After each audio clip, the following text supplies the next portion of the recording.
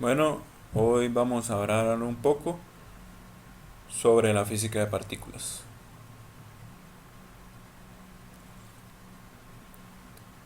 ¿Qué es la física de partículas? Es la rama de la física que estudia los componentes elementales de la materia y las interacciones entre ellos. Se conoce a esta rama también como física de altas energías, debido a que muchas de las partículas se las puede ver solo en grandes colisiones provocadas en aceleradores de partículas.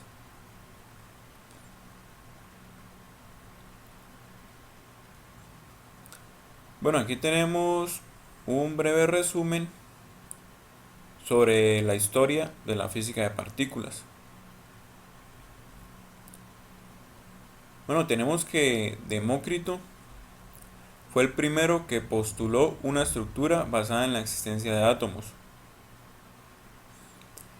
Más adelante, John Dalton retomó lo propuesto por Demócrito y postuló que la materia estaba formada por partículas pequeñas denominadas átomos, que éstas eran indivisibles e indestructibles, que todos los átomos de un elemento eran iguales entre sí y diferentes de los átomos de los demás elementos, y que los átomos se unían entre sí para formar compuestos químicos. En 1897, J.J. Thomson descubrió el electrón, que como todos conocemos es una partícula con carga negativa. Thomson propuso un modelo atómico que incluía la presencia del electrón dentro del átomo. Más adelante, Goldstein descubre los denominados rayos canales con carga positiva.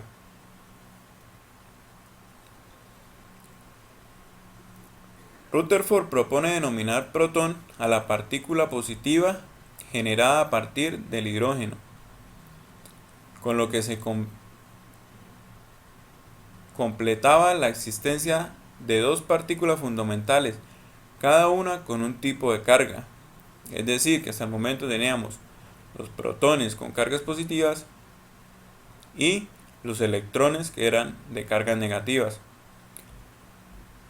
Propone un modelo atómico nuclear en una zona central denominada núcleo, que contiene la carga positiva y la casi totalidad de la masa del átomo, y una corteza orbital en la que se encuentran los electrones. A principios del siglo XX se postula la existencia del neutrón, ligeramente más masivo que el protón y desprovisto de carga eléctrica. Su existencia fue confirmada en 1932. En pocas palabras, resumiendo un poco, tenemos que a comienzos del siglo XX el desarrollo del modelo atómico de Rutherford colocaba a los protones y neutrones en el núcleo del átomo y a los electrones en su corteza.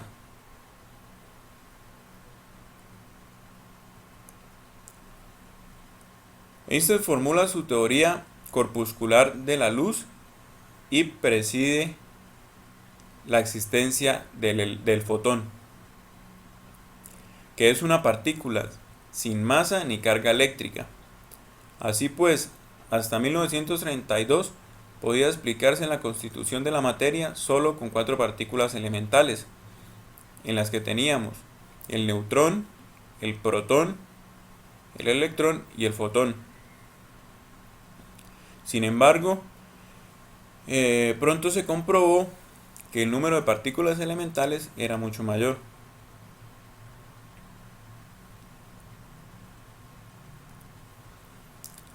Partículas elementales.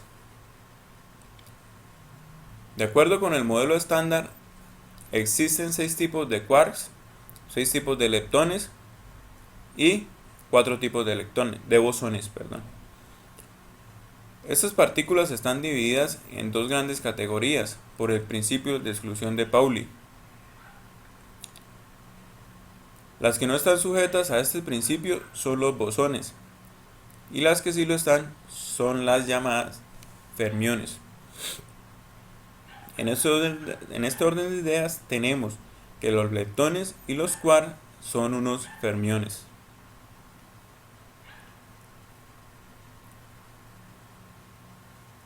Los bosones son partículas que no cumplen con el principio de exclusión de Pauli,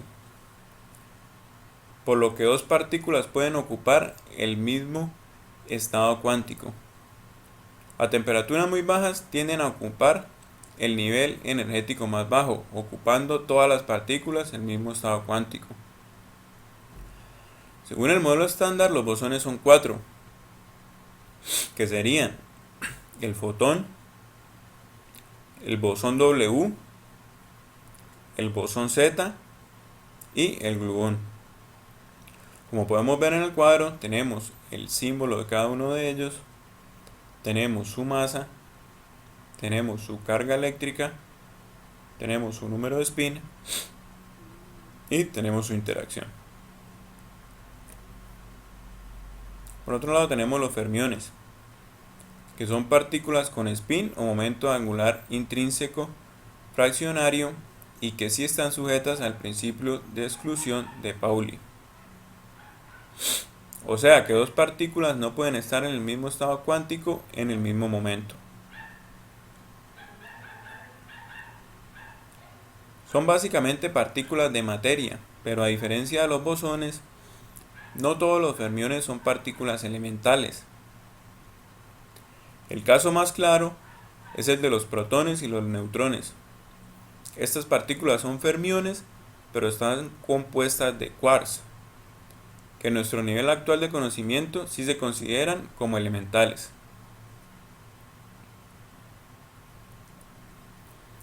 Los fermiones se dividen en dos grupos, los quarks y los leptones.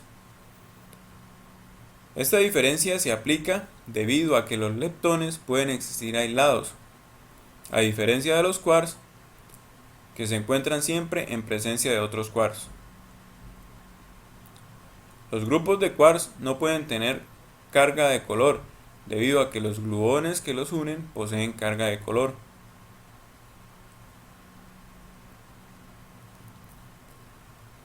Las propiedades básicas de estas partículas se las encuentra aquí en esta tabla. Tenemos por el lado de los leptones, tenemos el electrón, el muón, el tauón, el neutrino electrónico, el neutrino muónico, el neutrino tauónico. Por el lado de los quarks tenemos up, charm, top, down, strange y el bottom. Como podemos ver en la tabla, tenemos el símbolo de cada uno de ellos, tenemos su carga electromagnética, los leptones tenemos enteros, los quarks tenemos fraccionarios, tenemos la carga débil, tenemos la carga de color. Como dijimos antes, en los quarks no tenemos carga de color, y tenemos la masa de cada uno de estos fermiones. Partículas compuestas. Los físicos de partículas denominan como hadrones a las partículas que se componen de otras más elementales. Los hadrones están compuestas de quarks, de antiquarks y de gluones. La carga eléctrica de los hadrones es un número entero, por lo que la suma de la carga de los quarks que los componen debe ser un entero.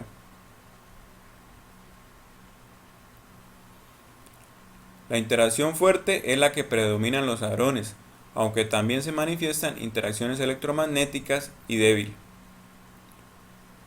Los hadrones se subdividen en dos clases de partículas, los bariones y los mesones.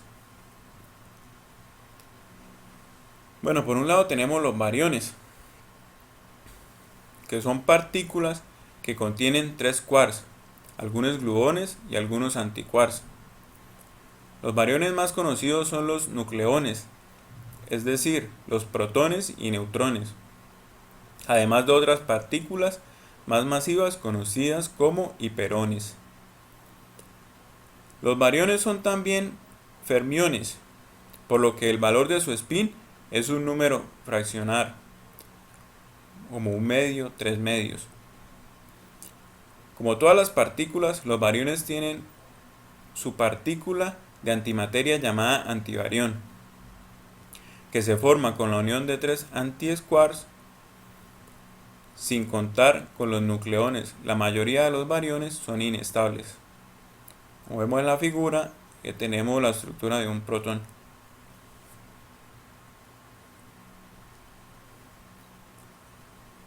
Los mesones. Los mesones son partículas formadas por un quarks, un antiquarks y la partícula que los une, el gluón. Todos los mesones son inestables. Pese a ello pueden encontrarse aislados debido a que las cargas de color del quarks y del antiquarks son opuestas, obteniendo un mesón con carga de color neutra. Los mesones son además bosones. Se conocen también que el mesón posee interacciones fuertes, débiles y electromagnéticas. En este grupo se incluyen el pión, el kaón y muchas otras. Puede que existan también mesones exóticos, aunque no existe evidencia experimental para ello.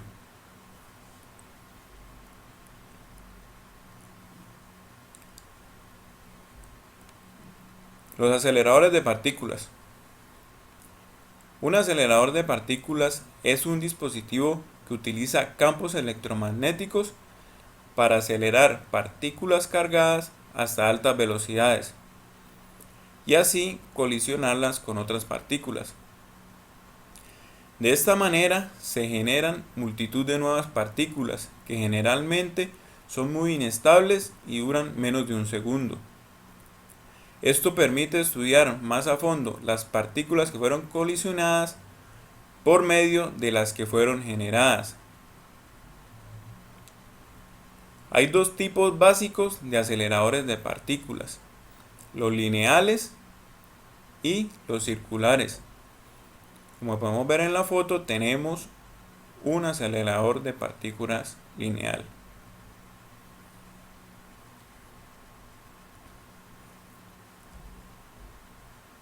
Bueno, aquí tenemos la idea esquemática de un acelerador circular.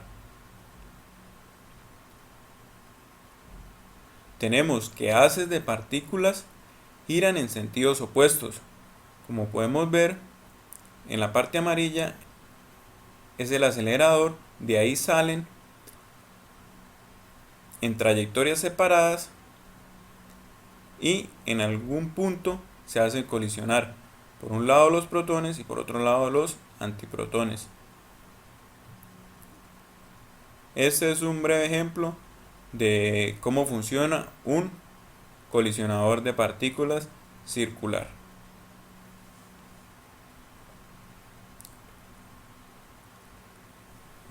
Bueno, muchas gracias por la atención prestada.